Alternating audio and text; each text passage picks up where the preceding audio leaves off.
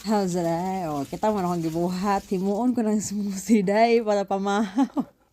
So, butang na taan ng strawberry, blueberry, sa pitawagan ice, yogurt, gatas, tag gamay nga cream, gamay nga condenser. Muna na siya akong pamahaw mga zay. O, nga na na siya, shake, shake. O, na kay smoothie. Tapos, mag-ibo po na taog, scrambled egg, para na siya sa huang toasted bread. O, gawaan. Asa naman tong rice diha? Lahi na gid ang kabusog sa tao basta rice ang gikaon. Sa tanang tao ba or sa Pinoy lang gyud?